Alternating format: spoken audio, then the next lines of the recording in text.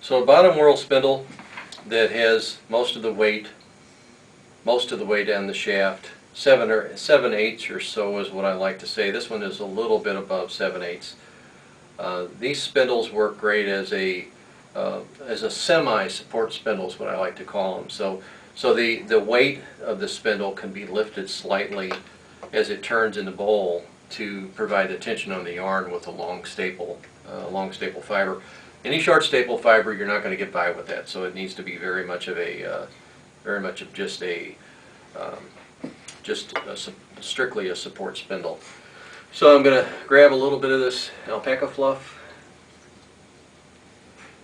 And the thing I like about the hook, here's the thing that makes the hook really, really easy to use, is you just put a little bit of fluff around the hook, just wrap it around there a couple times, and just put a little bit of a twist. I'm going to do this twist clockwise, like you normally would with the drop spindle. And the thing I like about these bottom whorl spindles is what everybody calls it Tibetan style right now. And I'm not even sure that this is the way that they were used. But this is the way that I learned to use the Tibetan spindle as a floor spindle. And you'll notice that I'm letting it lean over a little bit while it's spinning. And what's amazing to me is the amount of spin time that this spindle puts on. And there in just a few seconds there's a yard of fiber. So going back to our first principles lessons with the clove hitch, I'm going to lay the fiber down, and you'll notice I got a little bit of twist in there, and that little bit of twist is good. I got some pigtails, and whenever we go back and when we ply in the other direction, a lot of that twist will come out and it'll make a nice balanced yarn. So I like to run my finger across the yarn as I make it, just to get a feel for the thickness and to get a feel for the twist that's in there, and I think it helps set it just a little bit. So I'm going to lay this down, and I'm going to take the fiber off of the hook.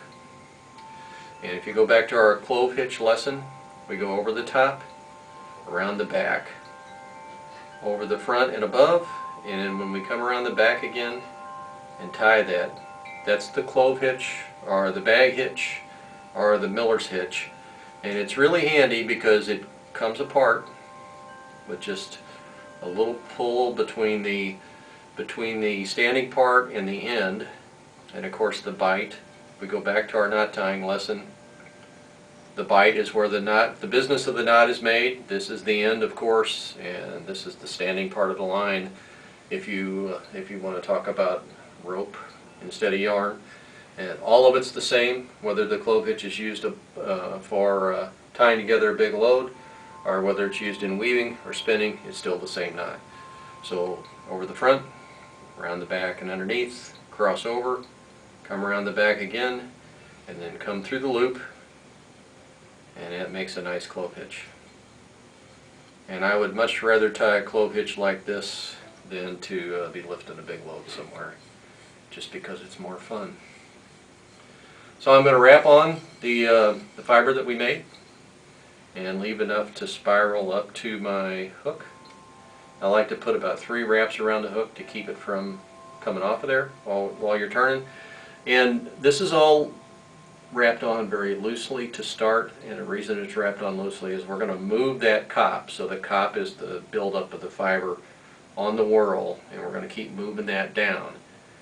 And that helps us keep the proportion of the weight on the spindle low, and then we fill that up to as big as you want to make it, and as much fiber as you want to make. The low whorl, floor supported spindle can hold a lot of yarn, as can the Southwest spindle. So now it's just a matter of giving it a flip and putting some twists in the 3 or 4 inches of fiber that I've left above the hook. And now I can start, until I get used to doing the draft, I can practice doing the draft. And if you can see this in the video, and I'll have to check this to make sure, but when I let go with my right hand, the twist will travel up to my left hand and make that yarn. And the consistency of your drafting and then I'll keep the spindle going while I'm drafting. The consistency of your drafting and the thickness that you make are really only dependent upon the practice that you put into this and the type of yarn that you want to make. So this is I've seen some folks make really lace weight stuff with these type of spindles, and I gave it a flip there and got about a yard of yarn made, a single ply, and that spindle is still going. It goes and goes. And it's kind of amazing how long that thing will spin. And I'm doing a little bit of weight on the yarn to set the twist, and there just now it stopped. So now I'll put it in my lap on my knee. I'll take the twist off of the hook, and we'll wrap on low on the spindle to start the cop down the face of the spindle. Move all of it down, and we'll put a spiral up to the hook rather than just running straight up there. I'll put about 3 wraps on, and I'll put a little bit of spin in there. And again, this is, I don't know, the fibers in this Shetland are probably 6 inches long. This was a Mr. Smelly. This was a ram's fleece, and we had to wash it about 3 times, but at the end of the process it was worth doing because it is some fine wool. And what you can see in this video, the reason that I like these Tibetan spindles is that they make a lot of yarn really fast. I thought that the Southwest spindle, the Navajo spindle, was fast until I started playing around with making these as a tool maker on Etsy.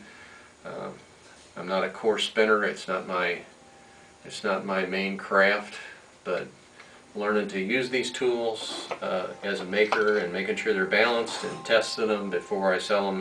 Every spindle gets tested for balance just like this before it leaves the shop.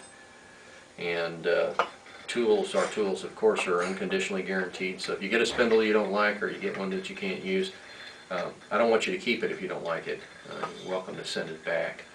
So our lessons that I teach in some yarn shops and at art festivals, they're a lot of fun, and the spindles of the world are very fascinating to me, as they're among the oldest tools that we made, and they're found everywhere from antiquity. There's a couple of good charts, a couple of really excellent charts online. They can be found on Google Books. Just go out and hunt around on Google. All of the infrastructure that you visit on the Dancing Goats that's independent of Etsy or eBay is all on the Google framework. And just go to Google Books and do a couple of searches on either archaeology of spindles or ancient spindles or prehistoric spindles. And all 3 of those searches will bring back pretty interesting results, especially if you go to Google Images. Go to the images page and put those type those in, and all of a sudden you'll start seeing charts from the really old books from the 1800s, whenever they were first digging up some of the old cities. Troy, 100,000 whorls were found in the archaeological investigation at Troy. And what I like to say about that is just imagine the textile industry there, what it must have been like. 100,000 whorls. For a long time they didn't know what they were. The Egyptian excavations, and of course the only historic references that I've seen to the top world drop spindles that everybody uses and makes now, the only place I've really seen those referenced in any older texts is from Egypt. So that's I like to call that spin like an Egyptian.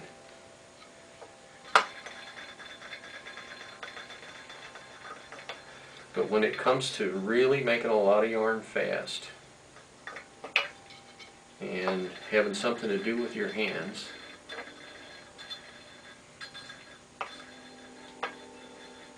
the Tibetan spindle, something to do with your hands in a small space, the Tibetan spindle is a pretty amazing tool.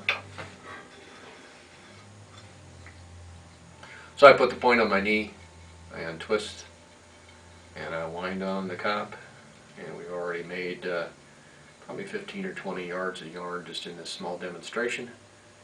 And with that, the next first principles lesson, and this will go along with, again, my Spindles of the World lesson that we'll be teaching this year at various fiber festivals and venues. These are great tools. The class has a choice. You can select. At the end of the class, we teach the Russian spindle, the Tibetan spindle, and the Southwest spindle. And at the end of the class, you get to pick the spindle that you get along the best with if you're thinking about coming to any of the classes.